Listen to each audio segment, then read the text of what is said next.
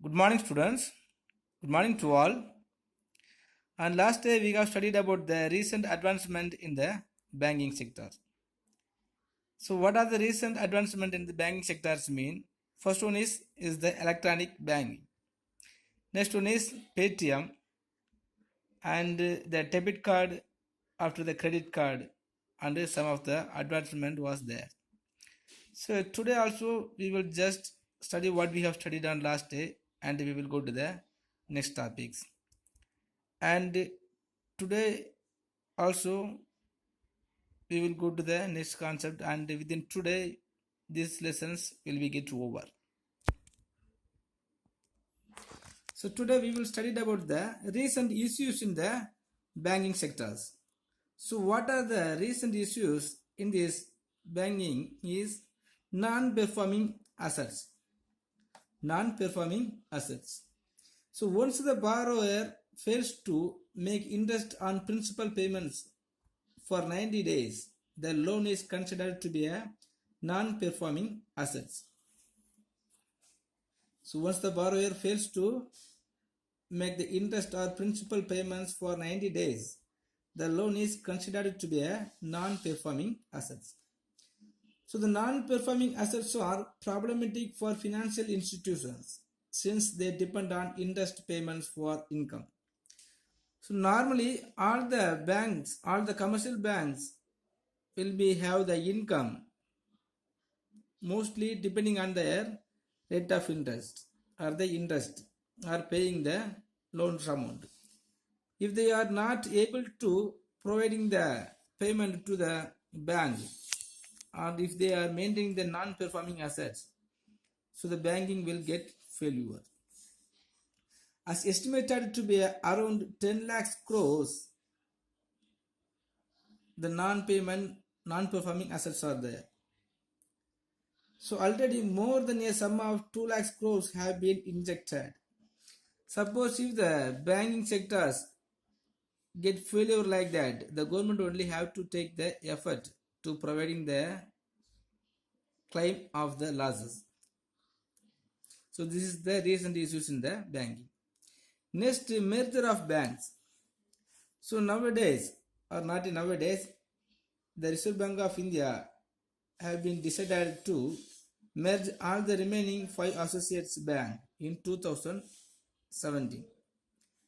So mostly all the scheduled bank and all the branch of the state bank, not the state bank groups. So the State Bank of Mysore, State Bank of Patiala, State Bank of Travancore, and the State Bank of Jaipur. So all type of the state banks are joining together, merged together, and it was became as a state bank groups. Next, money market. So this is also one of the important concept in these lessons. So money market is the mechanism through which short-term funds loaned or borrowed. So it designates financial institutions which handle the purchase, sale, and transfer of short-term credit instruments. The commercial banks, acceptance houses, non-banking financial institutions, and the central bank are the institutions catering to the requirements of short-term funds in the money market. Next is the capital market. So the capital market is the financial part of the financial system, which is concerned with the raising capital by dealing in shares, bonds, and other long-term investments. If any of the banks or any of the financial institutions want to gathering the funds by dealing in shares, bonds, and other long-term investment, if they need a long-term investment, they will be approach the capital markets. Next, demonetizations. I think you may know about the demonetizations, because now the demonetization, the problematic of the demonetizations may be affected all the peoples throughout the world. So the demonetization is the act of stripping a currency unit of its status as a legal tender. Normally, if you have some amount of the money which has the value. So the demonetization is the act of stripping a currency unit of its status as a legal tender. So it occurs whenever there is a change of national currencies. So normally it will never happen often and again and again. If a government want to stop the corruptions and the effectively monetary policies, the demonetization act will be happens. So the current form or forms of money is pulled from the circulations. So often to be replaced with the new coins or notes. On 18th November 2016, the Indian Prime Minister Mr. Narendra Modi announced the demonetization of all 500 and 100 rupees banknotes. So however, more than 99% of those currencies came back to the Reserve Bank of India. So before the 2016, we have used or some of the 500 and 1000 rupees note was in circulations. But by the purpose of stopping the corruptions and stopping the terror funds and removing the black money, so the Prime Minister Modi was introduced the demonetizations.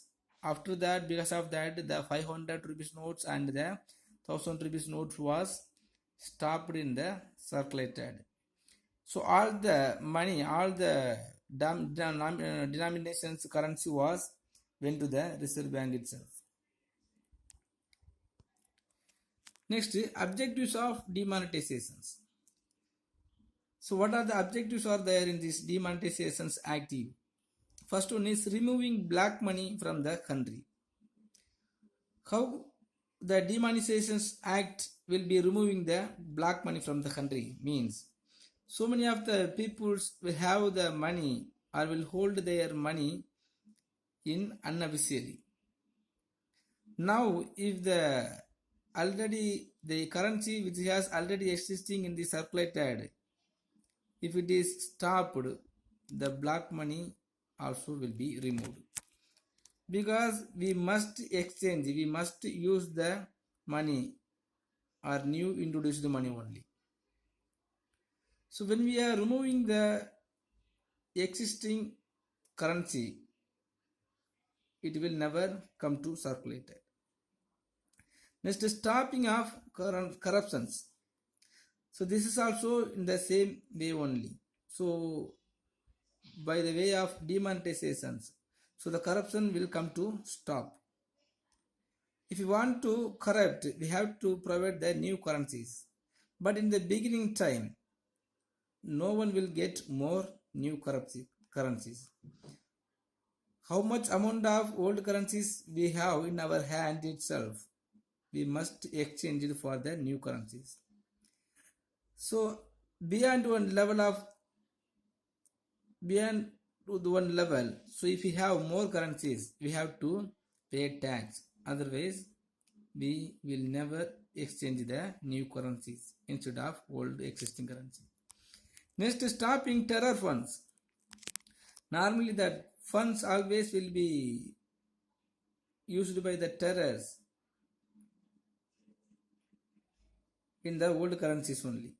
By introducing the new currencies, they will never use the old currencies. And if they need the new currencies, they must come to have the dealing with the proper money market.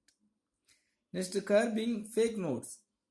So already so many of the fraudulent activities peoples may made more fake notes. So if we are introducing the new currencies notes, the fake notes also will be stopped to circulate. Okay students, the sixth chapter has been over. Next, the chapter 7. The chapter 7 is International Economics. The subject international economics evolved from a simple theory of international trade. It was formulated to answer a few basic questions.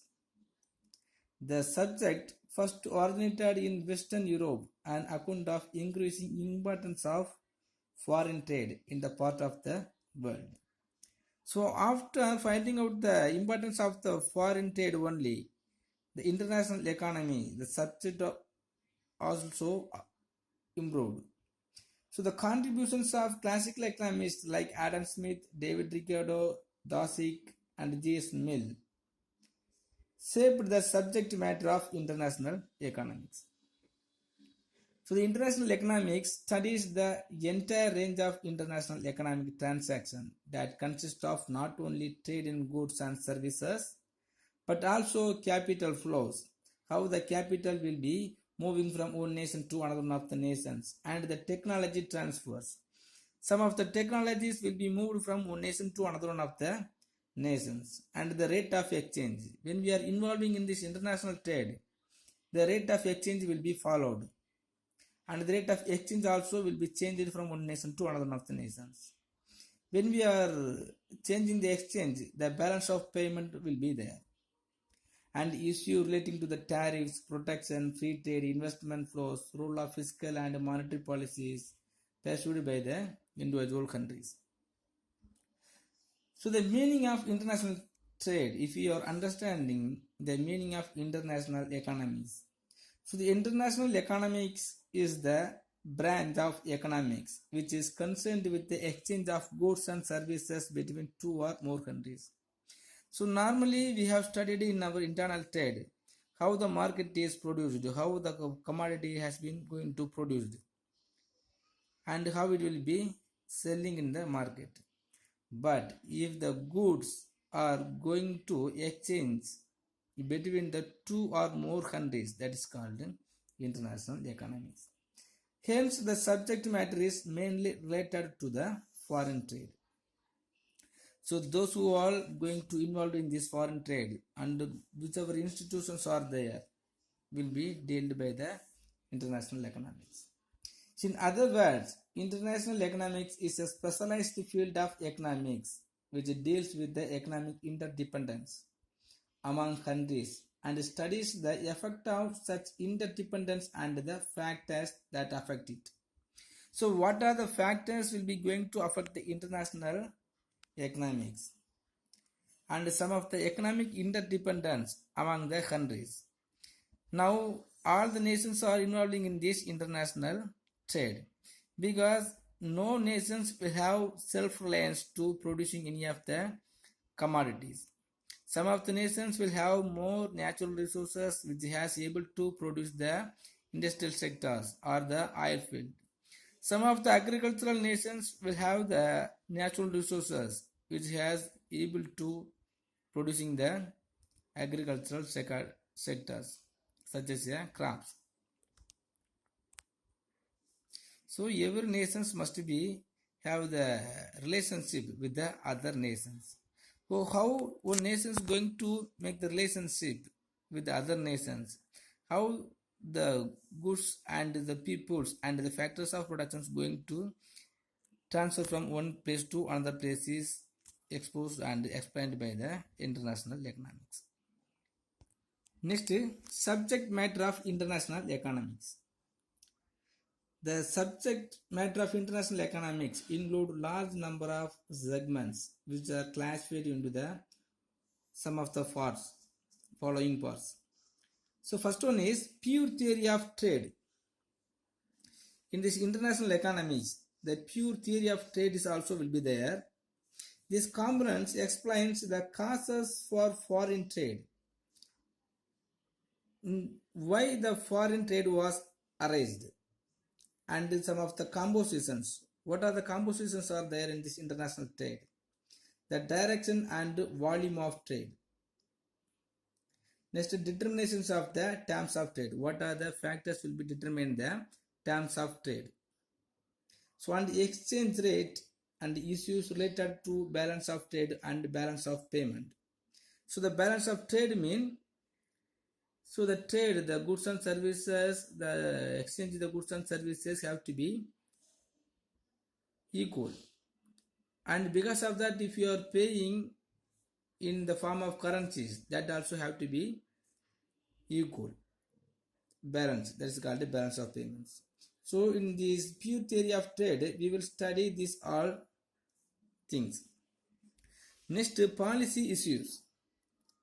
So under this part, policy issues such as free trade versus protections. Free trade mean if any of the nations will have the open gate to make the dealing with another nation, that is called free trade. Next, method of regulating trade. In whichever methods are there to regulate the foreign trade, and capital and technology flows. How the capital and technology is going to change from one nation to another of the nations, and use of taxations. How the international trade, all the nations are going to impose the tax for the international traders. Next, subsidies and dumping, exchange control and convertibility, foreign aids, external foreign borrowings and foreign direct investments. Foreign direct investment mean already we have studied, so the foreigners also will be able to make the investment in the another nations. So measures of correcting disequilibrium in the balance of payment, etc. are covered. So the policy issues always will be covered such as these things. Next, international cartels and blocs. So this part deals with the economic integrations in the form of international cartels, customs union, monetary unions, trade blocs, economic unions, and some also.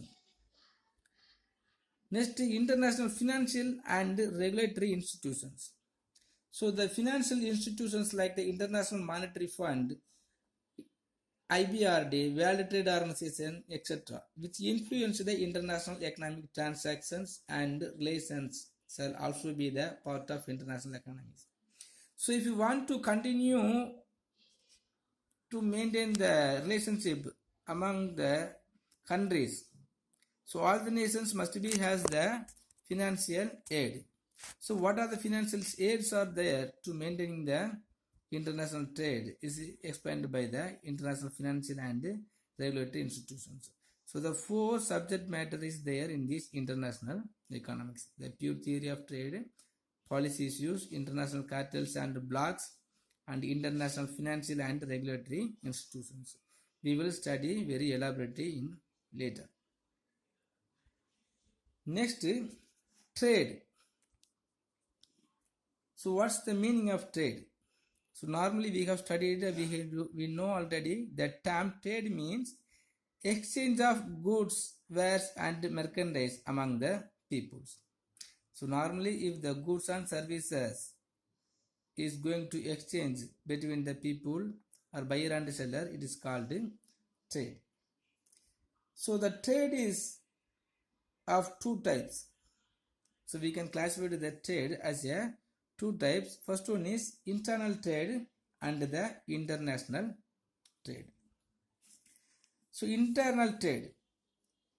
So the internal trade refers to the exchange of goods and services within the political and geographical boundaries of one nation is called internal trade.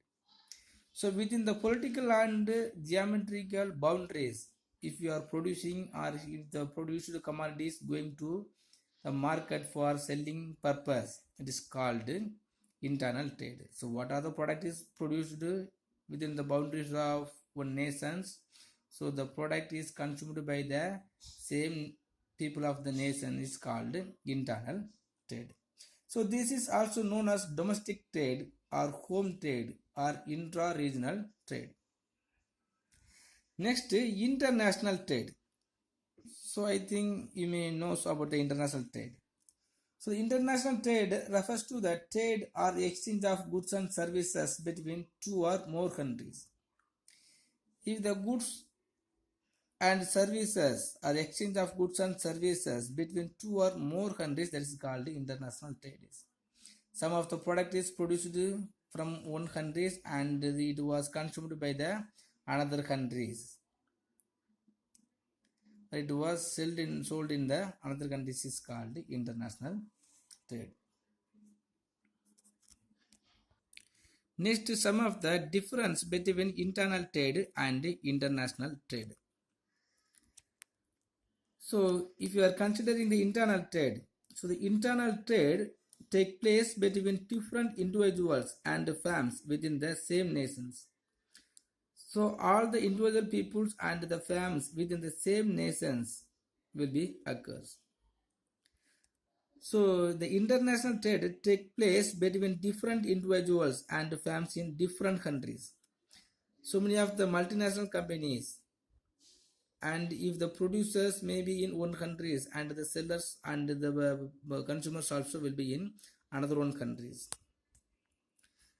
And if you are considering the international trade, the labor and capital move freely from one region to another. So within the boundaries of one nation, so the labor and the capital can easily move from one region to another of the nations. But here, the labor and the capital do not move easily from one nation to another of the nations. So for that, so many of the rules and regulations are there. So on the basis of the rules and regulations only, so the labor and the capital can move.